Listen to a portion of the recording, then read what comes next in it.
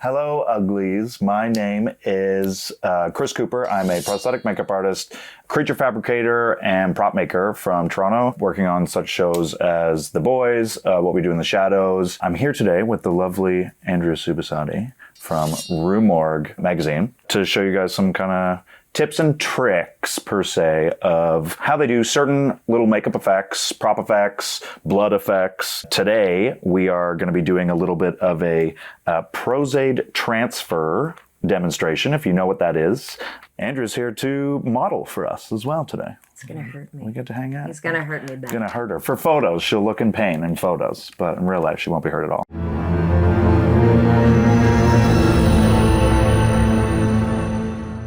Now, these are really cool because they're essentially 3D tattoos like you used to get when you were a kid, applying them on your face, on your body, on whatever. They were like in those machines? In the machines. Sometimes they were like fake biker tattoos. With the gum? Or like with the gum. Because it's really simple. It's something you guys can do at home. They come in all sorts of scars, wounds, trauma, every kind of thing that you can imagine. I made these in my shop at home quickly from a little mold that I made earlier. But you can buy these at your local costume store. You can buy them at Spirit Halloween when Spirit Halloween comes around. I tend to make them myself just because it's a little bit cheaper. The stuff you're going to watch me use is all from the dollar store, so that you can go and get it and you can apply it yourself. Basically, these were invented by Christian Tinsley, who's a makeup artist. Tom Savini, I guess, had a little bit of a hand in it kind of in the 80s because he was starting to use frozen prosade to actually dress some of his wounds. And this is basically just skin glue that you would use to glue on any kind of makeup, per se.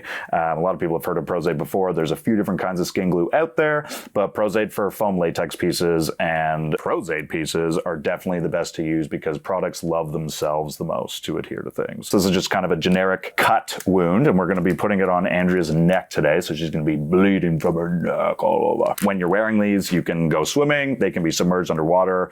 They're very weather resistant, which is great. Essentially, they feel like skin. You can make prosade transfer glue yourself. It's really simple. All you need from the makeup store. So this is the only one that's going to cost you maybe $20 or something. There's two things here that are going to cost you a little bit of cash, which is only the glue itself that you need to start with and the paint to paint it. That being said, everything else I'm using, chip brushes, makeup wipes, 99% alcohol are all things that you can get at either your local drugstore or a dollar store. But basically, prosade transfers are made out of thickened prosade cream. You can make it yourself on the cheap. All you have to do is mix some of this prosade in a cup, like so. You're going to mix it with some Cabasol food thickener that, again, you can get from dollar store, drugstore, or your favorite grocery store. And then you're going to mix a little bit of acrylic paint for color in it. And then you're going to freeze it. You're going to smear it into this mold. And then you're going to put some water slide paper on and you're going to freeze it.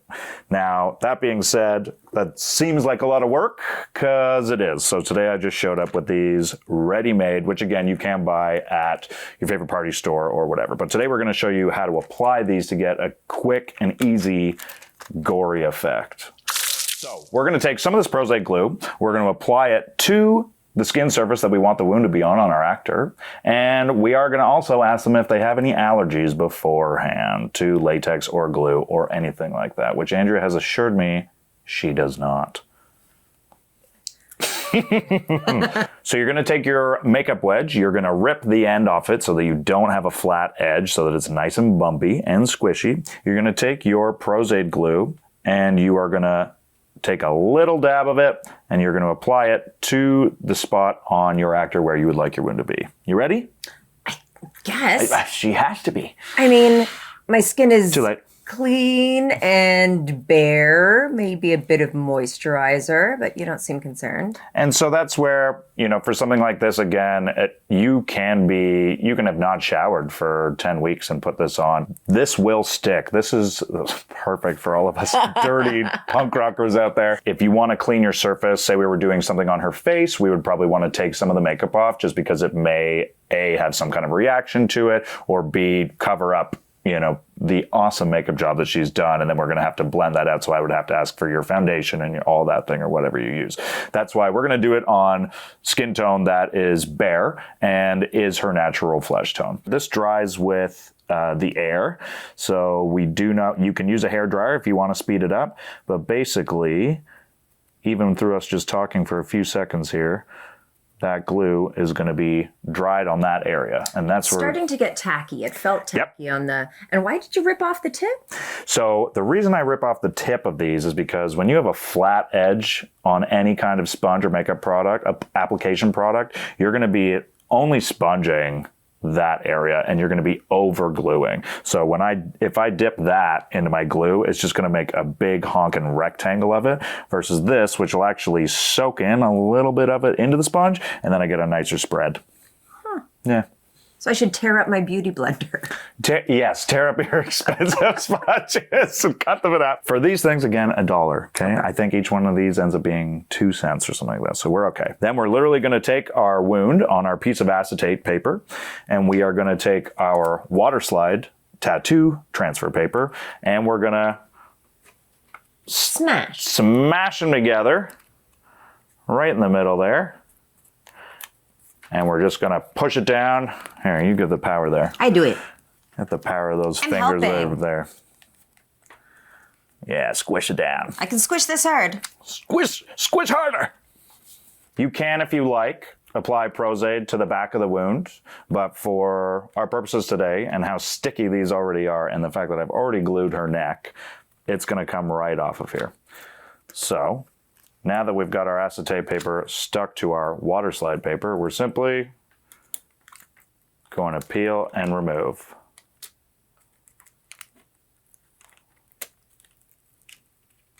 Ooh, can I do it? And now we have the negative version, essentially, of the wound on the water slide paper, which is what's going to be stuck to Andrea's neck. And then we're going to color it, and it's going to be a wound. We're going to take our wound that looks a bit like... I don't know what you mean. a wound. It looks like a wound. Wound. Perhaps one made by an axe. Wound. Not a body part, but a wound. We're going to put this wound on Andrea where I glued. Apply a little bit of prosade with our cutoff wedge. Just on the back for some extra stick. And again, this air dries in a few seconds. You can hair dry it if you want, or just use your hand like they did. I'm sure Tom Savini was doing this all the time in the 70s or whatever. So you take your wound on your water slide paper that is glued on the back, and as long as both applied glue on the wound and on your actor are dry, then you're safe to stick it down. So you're going to find where you glued it, which is shiny, by the way, if you can't see that. Yeah. We're going to take our wound and we're going to place it down on our actor's neck. And we're just going to kind of lightly massage it on. And then we're going to take our paper towel that's already pre-wet with some room temperature water so that your actor doesn't freeze. Thanks, Ryan. And then we're literally going to do what we did with our temporary tattoos when we were kids, which is just press and hold. Just like that. It is just like that.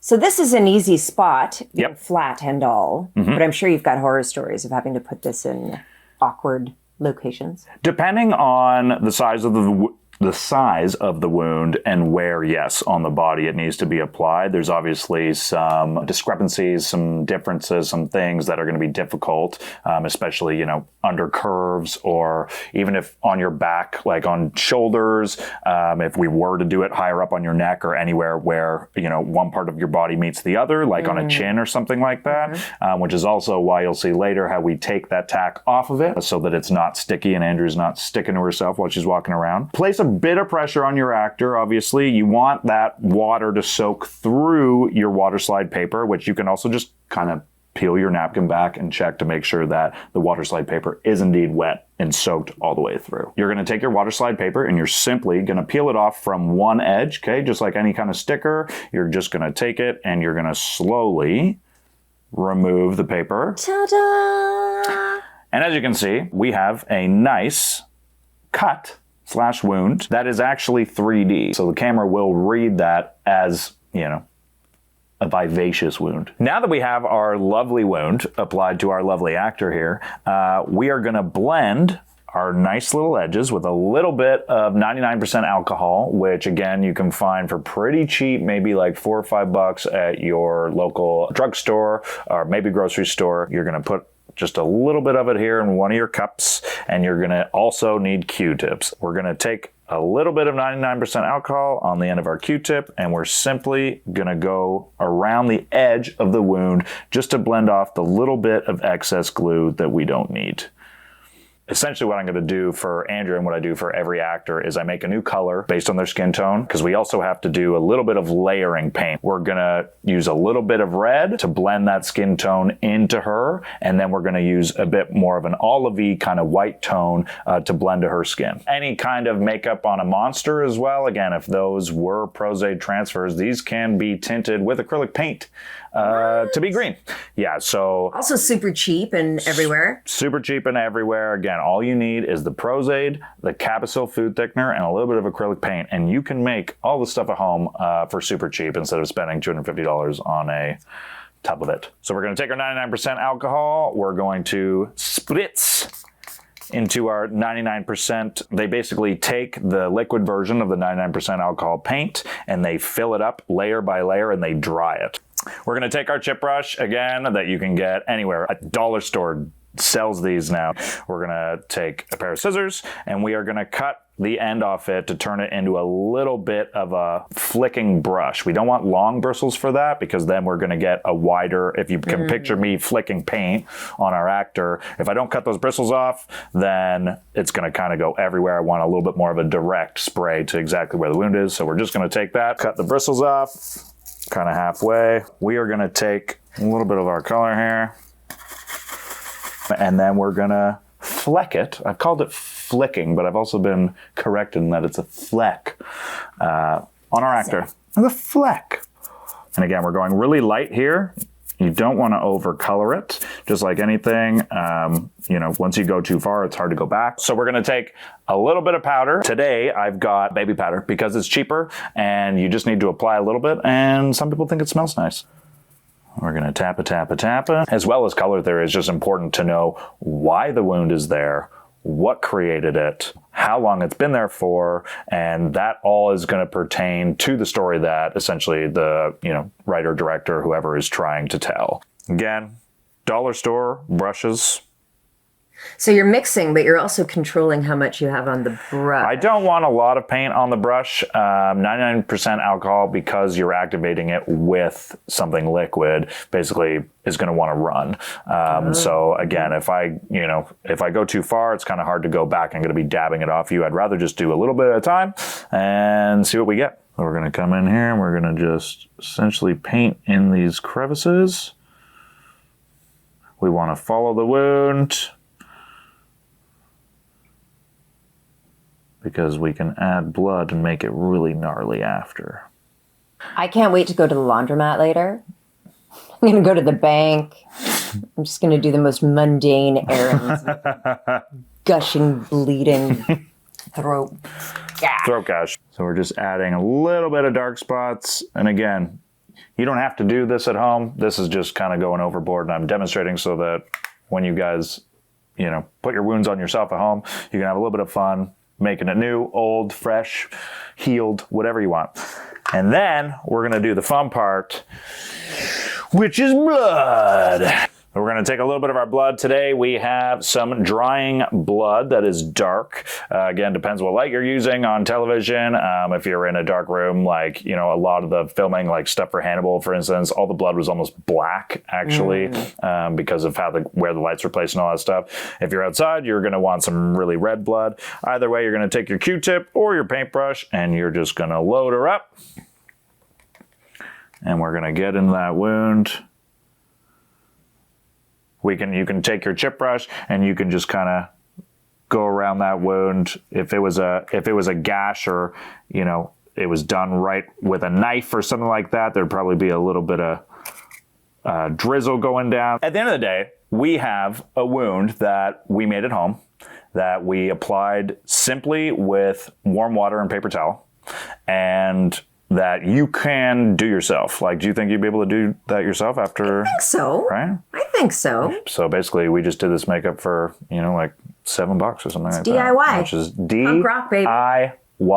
And there we have it. Prosade transfer wound applied to our lovely actor today, which looks really awesome. Do you feel awesome? I feel awesome. I haven't seen it yet. Thank you so much for watching, guys. Rue Morgue Television. Please like and subscribe. And in the comments, if you want more of this kind of tips and tricks makeup stuff, or mold making, or blood making maybe, or something like that, in the comments, write what you want to see. I can be back. I'm Chris Cooper, prosthetic makeup artist for television and film. I've also got a cool, nifty band, which thanks for mentioning as well. That's super gory and gross and wears a ton of this stuff and is covered in blood, always, because we love blood here at Rue Morgue TV. Yeah, we do. So. Thanks so much for joining us. Don't forget to like and subscribe, and we'll see you next time. Tura! Prosade. Oh, it should be called Frozade, because it is frozen. Andrea's hair, however, is the devil when it comes to loudness. Can you believe how Oh my god, don't take this. Art attack. Art attack! Art attack. Tura!